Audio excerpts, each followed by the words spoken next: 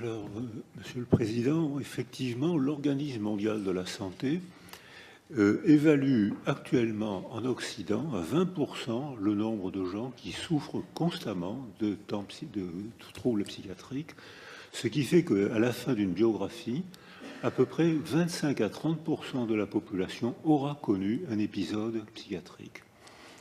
Donc en France, c'est la première cause d'invalidité, c'est la deuxième cause d'arrêt de travail, et ça joue certainement un rôle important dans les troubles sociaux, dans la difficulté des socialisations.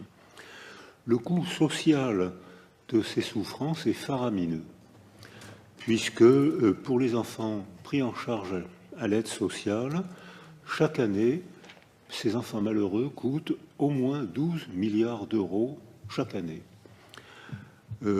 Si on ajoute au manque gagné de ces enfants qui deviendront des adultes mal socialisés, on arrive à des chiffres énormes. Il faut actuellement un temps de latence de 16 mois en moyenne entre le moment où un enfant est alerté, où un enfant est en difficulté, et le moment où une famille d'accueil ou une institution pourra le prendre en charge. C'est-à-dire que 16 mois pour un enfant de 3, 4, 5 ans, c'est énorme. C'est de quoi éteindre son cerveau, altérer sa psychologie et bien sûr altérer toutes les acquisitions de socialisation. Or, c'est la première fois dans l'histoire de la psychiatrie qu'on peut évaluer un peu plus scientifiquement et aborder ces problèmes. Les problèmes génétiques sont décrits, mais ils sont finalement assez rares. En revanche, les problèmes neurodéveloppementaux sont évalués, photographiés, mesurés, et on sait maintenant comment ils participent à la dysfonction cérébrale qui empêche ensuite les apprentissages et les relations sociales. Principalement, c'est l'appauvrissement de la niche affective préverbale, les premiers mois de la vie où là, on peut prendre des décisions politiques et des décisions éducatives, parce qu'on sait qu'à ce moment-là, les trois grands facteurs du délabrement d'un enfant sont l'isolement affectif, la violence conjugale et la précarité sociale. Or, on peut agir peut-être sur ces facteurs, ces déterminants. On sait aussi qu'à chaque fois qu'il y a un bouleversement socio-culturel, il y a un pic psychiatrique, même quand ce bouleversement est un progrès social. Et beaucoup de gens n'arrivent pas à s'adapter à la nouvelle culture et profitent de l'amélioration et bien sûr du fracas pour manifester des troubles psychiatriques. Or, actuellement, les bouleversements socio-culturels sont immenses.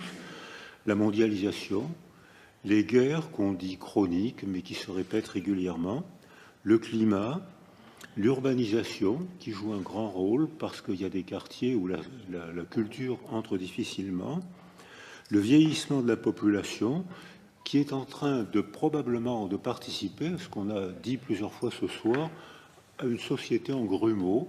Je ne sais pas comment on peut dire, un grumeau social, je ne sais pas comment dire.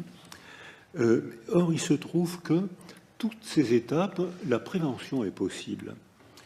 L'augmentation du congé parental, la stabilité de la niche affective, l'amélioration des maternelles que vous avez déjà mis en chantier, et le plaisir d'apprendre et non pas la contrainte à apprendre, l'école du sprint qui est une source de suicide d'enfants, qui est une source d'apprentissage de psychopathie, comme on le voit au Japon par exemple, où j'ai travaillé l'hiver dernier, où l'école est considérée comme une nouvelle forme de maltraitance, alors qu'au contraire, dans les pays d'Europe du Nord, l'école est ralentie, le développement, les apprentissages sont ralentis, et à 15 ans, aux évaluations PISA, aux évaluations d'UNESCO, ces enfants sont médailles d'or ou médailles d'argent, comme les Japonais et comme les Asiatiques.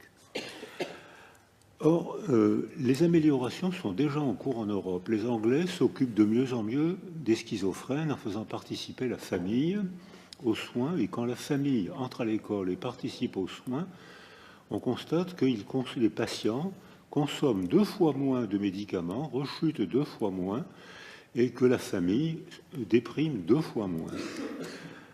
Au Danemark, il y a une politique antidépressive qui est évaluée, consommation de médicaments, arrêt de travail, c'est évalué. En Belgique, la prise en charge des enfants autistes est bien meilleure qu'en France, puisque beaucoup d'enfants français de la France du Nord vont se faire soigner en Belgique. Le budget de 4% en France, 7% en Angleterre, 10% en Finlande, 16% aux États-Unis, avec aussi le mécénat d'entreprise. Or, cyniquement, tout ce qui a été évalué, c'est que c'est une bonne affaire de s'occuper des enfants. C'est un retour sur investissement qui est vraiment une bonne affaire. Boris, je vous regarde parce que je suis obligé de vous... J'ai vu que vous me regardiez, voilà. Donc je vais... J'aime bien vous regarder, mais... Donc, Monsieur le Président, est-ce qu'on ne pourrait pas envisager une nouvelle politique de la santé mentale, une nouvelle prévention par l'éducation, d'une nouvelle prise en charge des soins, une nouvelle recherche, puisque les conditions de la psychiatrie sont différentes maintenant, où la neurologie s'associe aux déterminants socioculturels, donc envisager de moderniser la psychiatrie française alors qu'elle n'a jamais été autant délabrée qu'aujourd'hui, que ce soit en consultation en ville, la prise en charge dans les hôpitaux. Merci Boris Cyrulnik.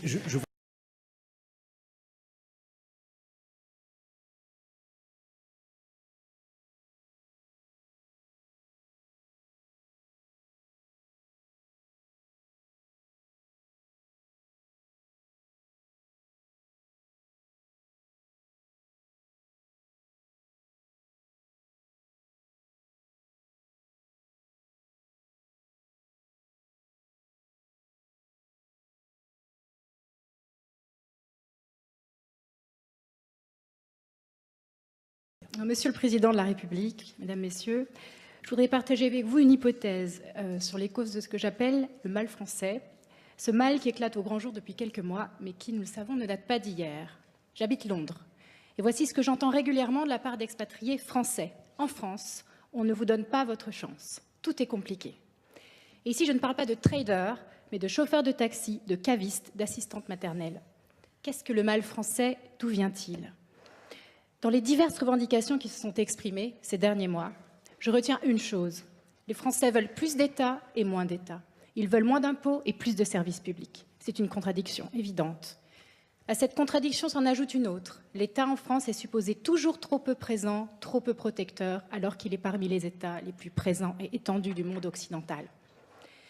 Je pense que ces contradictions sont révélatrices d'une tension qu'il faut prendre au sérieux, car elle est profonde.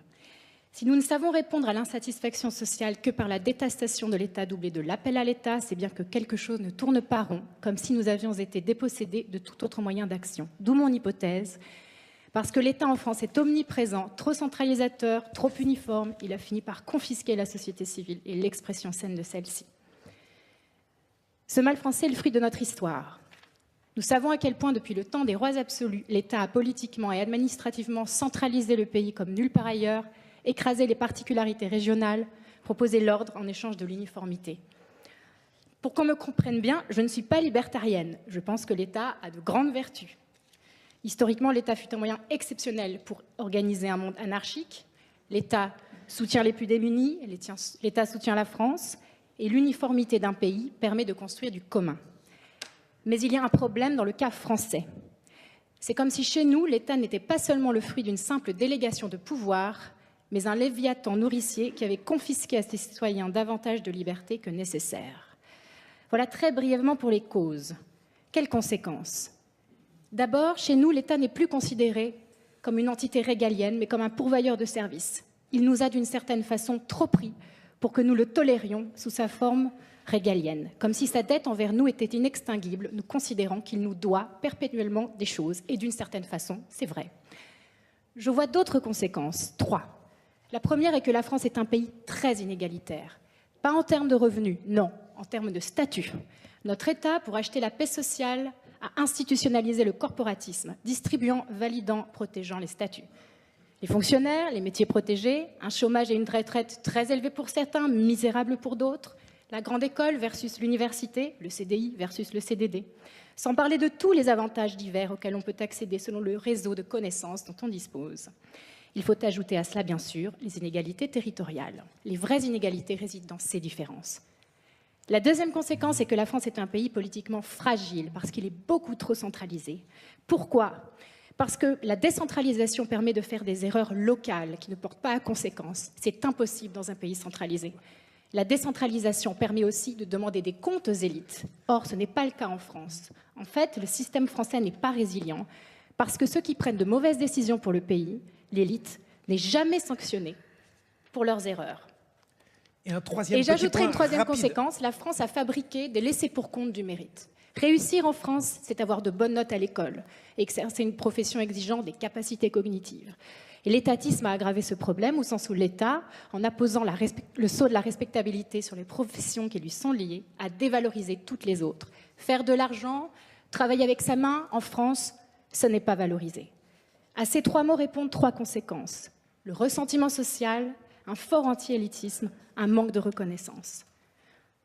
Merci. Je sais ce qu'on me répondra, que je veux sacrifier les services publics et livrer les pauvres Français à l'horrible loi du marché. Mais c'est un contresens. Je pense qu'il est grand temps que quelque chose se passe, que l'État central soit là où on l'attend, mais aussi qu'il permette enfin aux Français d'être maîtres de leur destin individuel.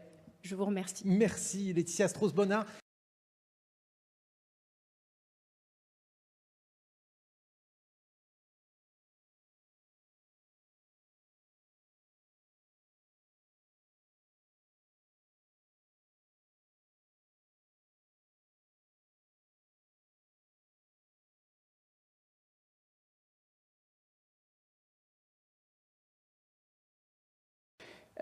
Le deuxième point pour lequel je suis venue aujourd'hui, c'est pour vous parler de mon domaine d'expertise. Je suis constitutionnaliste et comparatiste, et je travaille sur les référendums. Et c'est vrai qu'à l'heure actuelle, les citoyens souhaitent s'impliquer davantage, aussi bien sur le plan local que national, dans les processus de prise de décision, mais aussi dans le contrôle en continu des actions entreprises par les élus. Il y a à la fois une volonté de prendre part à la chose publique et de bénéficier d'une plus grande transparence dans les choix effectués. La transparence par rapport aux lobbies également, hein, qui peuvent être parfois derrière certaines décisions. Alors, plusieurs pistes ont été évoquées dans le cadre du grand débat, notamment les assemblées citoyennes constituées de personnes tirées au sort et surtout le référendum d'initiative citoyenne. Alors en France, on a des procédures référendaires, c'est vrai, notamment à l'article 11, mais ces procédures, elles sont complètement dépassées, démodées, et même la réforme de 2008, elle n'est pas du tout à la hauteur des attentes des citoyens. Le référendum d'initiative partagée, ce n'est pas un référendum d'initiative partagée, c'est un référendum d'initiative parlementaire. Ce n'est pas les citoyens qui prennent l'initiative de ces référendums. Alors c'est vrai qu'en France, on craint le référendum d'initiative citoyenne. Hein. Il n'est pas particulièrement, comment dire, c'est pas quelque chose qui suscite beaucoup d'enthousiasme.